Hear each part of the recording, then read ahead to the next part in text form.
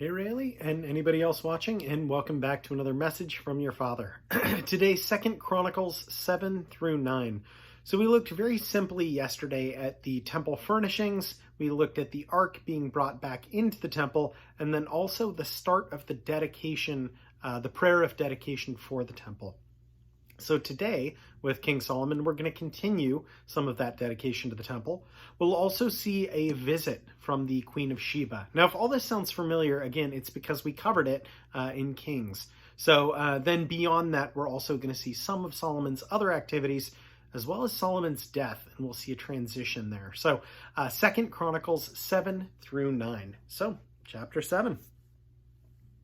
When Solomon finished praying, fire came down from heaven and consumed the burnt offering and the sacrifices, and the glory of the Lord filled the temple. The priests could not enter the temple of the Lord because the glory of the Lord had filled it. When all the Israelites saw the fire coming down and the glory of the Lord above the temple, they knelt on the pavement with their faces to the ground. And they worshipped and gave thanks to the Lord, saying, "He is good. His love endures forever." Then the king and all the people offered sacrifices before the Lord, and King Solomon offered a sacrifice of 22,000 head of cattle and 120,000 sheep and goats. So the king and all the people dedicated the temple of God. The priests took their positions, as did the Levites, with the Lord's musical instruments, which King David had made for praising the Lord, and which were used when he gave thanks, saying, "His love endures forever." Opposite the Levites, the priests blew their trumpets, and all the Israelites were standing. Solomon consecrated the middle part of the courtyard in front of the temple of the Lord, and there he offered burnt offerings and the fat of fellowship offerings, because the bronze altar he had made could not hold the burnt offerings, and the grain offerings and the fat portions. So Solomon observed the festival at that time for 7 days, and all Israel with him, a vast assembly, people from Lebo Hamath to the Wadi of Egypt. On the 8th day they held an assembly, for they had celebrated the dedication of the altar for 7 days, and the festival for 7 days more. On the 23rd day of the month, he sent the people to their homes, joyful and glad in heart for the good things that the Lord had done for David and Solomon, and for his people Israel. When Solomon had finished the temple of the Lord in the royal palace, he had succeeded in carrying out all he had in mind to do in the temple of the Lord and in his own palace. The Lord appeared to him at night and said, "I have heard your prayer and have chosen this place for myself as a temple for sacrifices. When I shut up the heavens so that there is no rain, or command locusts to devour the land, or send a plague among my people, if my people, who are called by my name, will humble themselves and pray and seek my face and turn from their wicked ways, then will I hear from heaven, and I will forgive their sin and heal their land. Now, my eyes will be open and my ears attentive to the prayers offered in this place. I have chosen and consecrated this temple so that my name may be there forever. My eyes and my heart will always be there. As for you, if you walk before me as David your father did, and do all I command and observe my decrees and laws, I will establish your royal throne as I covenanted with David your father, when I said, 'You shall never fail to have a man to rule over Israel.' But if you turn away and forsake the decrees and commands I have given you, and go off to serve other gods and worship them, then I will uproot Israel from my land, which I have given them, and will reject this temple I have consecrated for my name. I will make it a byword and an object of ridicule among the peoples. And though through this temple is now imposing, all who pass by will be appalled and say, 'Why has the Lord done such a thing to this land and to this temple?' People will answer, 'Because they have forsaken the Lord, the God of their fathers, who brought them up out of Egypt, and have embraced other gods, worshiping and serving them. That is why he brought all this disaster on them.'" Chapter 8. At the end of 20 years, during which Solomon built the temple of the Lord and his own palace, Solomon rebuilt the villages that Hiram had given him, and settled the Israelites in them. Solomon then went up to Hamath-zobah and captured it. He also built up Tadmor in the desert, and all the store cities he had built in Hamath. He rebuilt Upper Beth-horon and Lower Beth-horon as fortified cities, with walls and with gates and bars, as well as Baalath and all its store cities, and all the cities for his chariots and for his horses, whatever he desired to build in Jerusalem, in Lebanon, and throughout all the territories he ruled.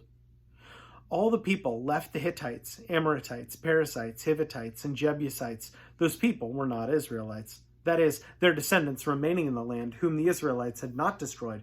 These Solomon conscripted for his slave labor force, as it is to this day. But Solomon did not make slaves of the Israelites for his work, for they were his fighting men, commanders of his captains, the commanders of his chariots and his charioteers. They were also King Solomon's chief officials, 250 officials supervising the men. Solomon brought Pharaoh's daughter up from the city of David to the palace he had built for her, for he said, "My wife must not live in the palace of David, king of Israel, because the places the ark of the Lord has entered are holy." On the altar of the Lord that he had built in front of the portico, Solomon sacrificed burnt offerings to the Lord, according to the daily requirement for offerings commanded by Moses, for Sabbaths, new moons, and for the 3 festival feasts: the Feast of Unleavened Bread, the Feast of Weeks, and the Feast of Tabernacles. In keeping with the ordinance of his father David, he appointed the divisions of the priests for their duties, and the Levites to lead the praise and to assist the priests according to each day's requirement. He also appointed the gatekeepers by divisions for the various gates, because this was what David, the man of God, had ordered. They did not deviate from the king's commands to the priests or to the Levites in any matter, including that of the treasuries. All Solomon's work was carried out from the day the foundation of the temple of the Lord was laid until its completion. So the temple of the Lord was finished.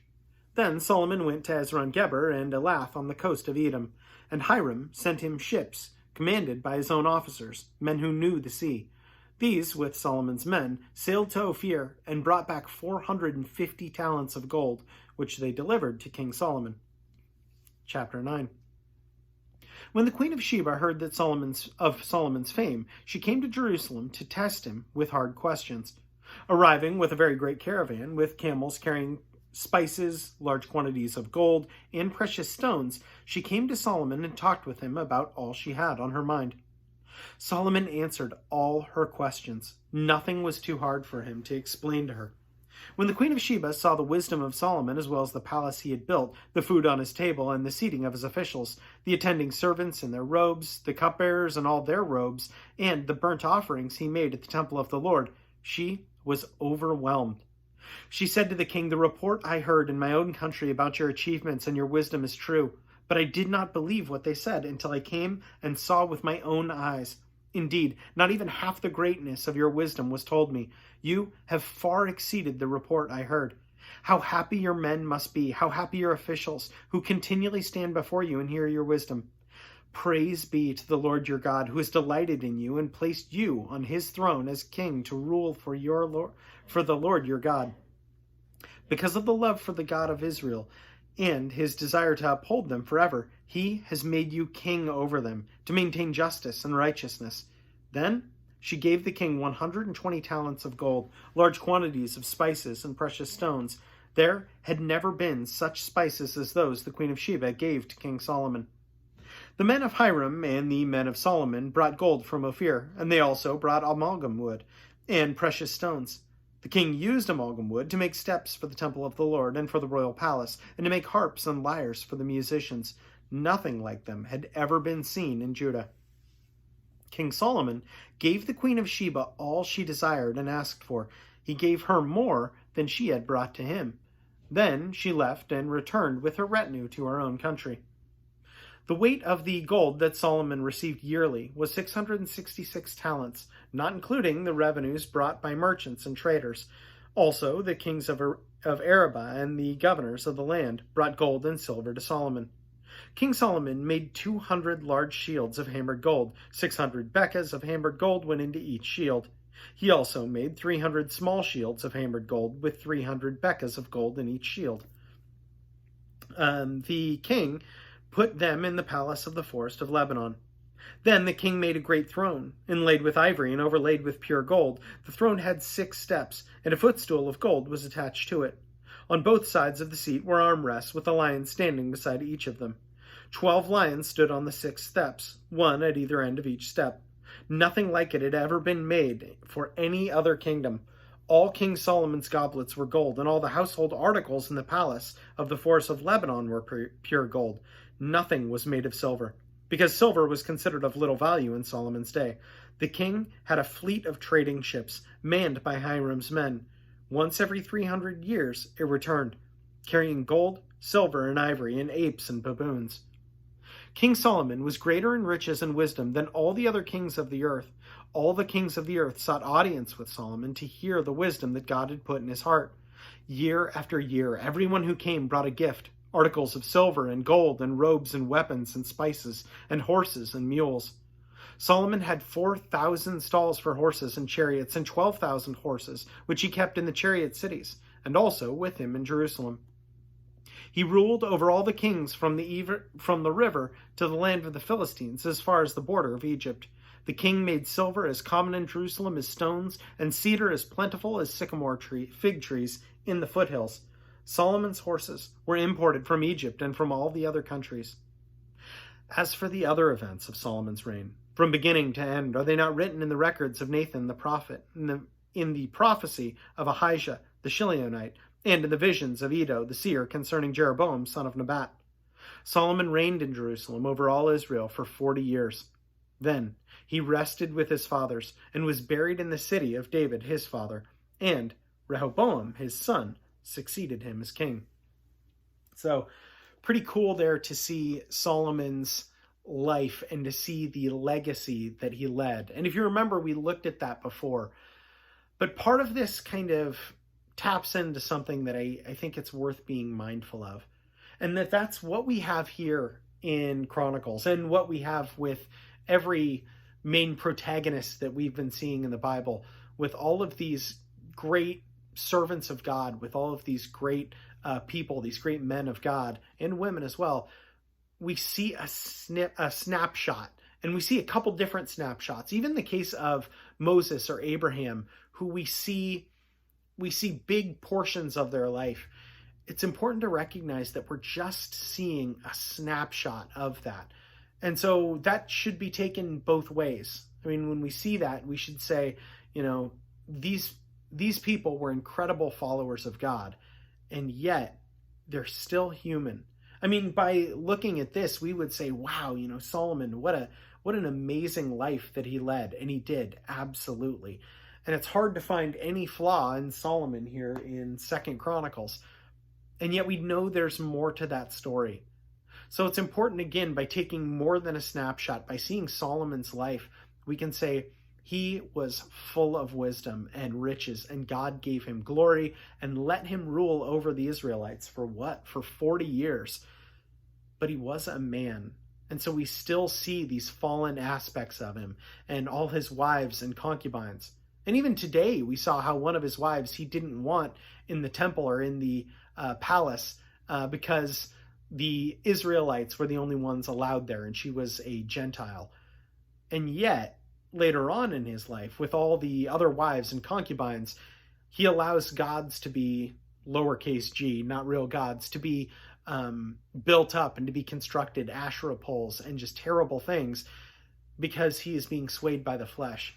So again, taking a snapshot gives us this really much stronger picture. So my prayer for you, Rayleigh, is that when you see that and you see these great men of God, that you don't feel so crestfallen that, man, how could I even begin to measure up to them, much less Jesus? Keep your eyes on Christ instead of these other people, because they are both better and worse, and they're more human than we should be paying attention to. Everything that we should be paying attention to is in Jesus Christ. So, so important.